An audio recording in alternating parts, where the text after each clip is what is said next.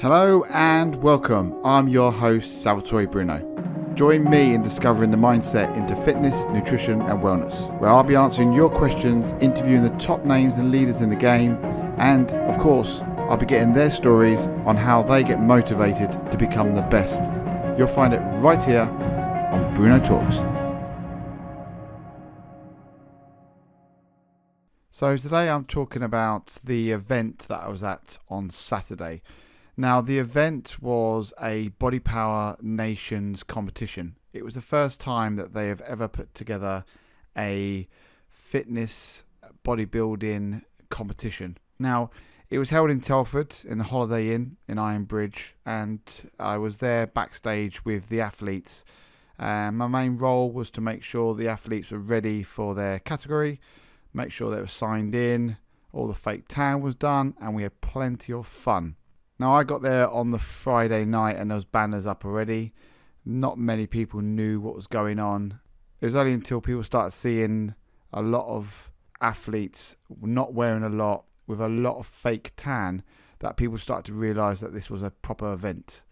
It was organised very, very well, and we will be speaking to the organisers very soon. I'm going to be bringing them on to one of our podcasts for an interview, because it was just organised very well and the standard of athletes were very high.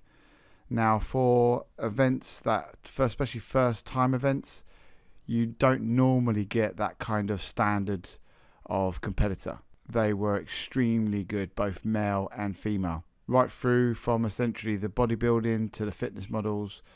Every different category, essentially, you had the standard was very high. And it's amazing, really, the questions that I was asked on the day, and it just made me think about these athletes have worked damn hard in their prep, and a lot of people don't understand what actually goes into a prep for a competition like this. The hard work that goes into it, working out wise, the nutrition side of it, and basically the amount of food they're not allowed to eat.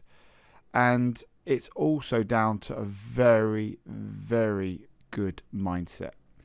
There's not many people that I know that can do a competition prep well.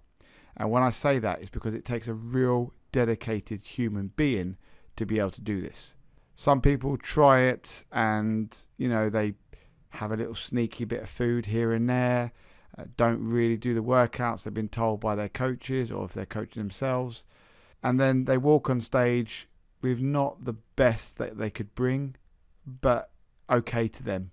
And the real winners are the ones that have been dedicated from the moment they started their prep to the absolute last minute. And that last minute isn't before they get on stage.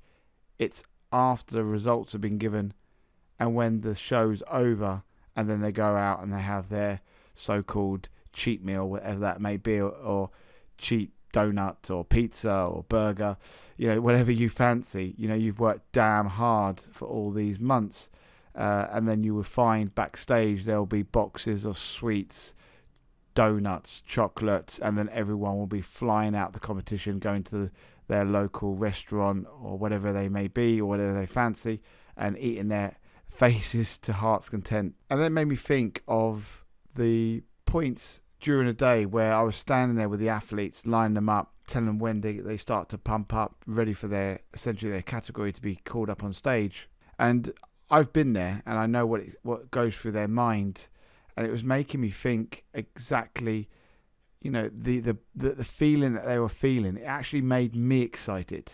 I was getting buzzy just watching them about to get on stage. It's that feeling of nerves, excitement. They had a few first timers there. They were very nervous. I had managed, had a good chat with them, try to calm them down. And it was all round, just even the people that have done it before were just so kind of like big smiles, excited, some nervous smiles. And it was just an amazing day for both the competitors, for people like me, the backstage, getting involved in the action, for the organisers. We had our team meeting after the event was finished to just collect our data and collecting some feedback. And it was a really, really good day. And that's why I thought, then we got to do a podcast on this just to explain a little bit, because I know there's a lot of people out there that all they essentially see is someone on stage flexing their muscles and standing there looking a completely different colour than what they would normally would, and no idea what actually gets involved or what's involved when it comes to a competition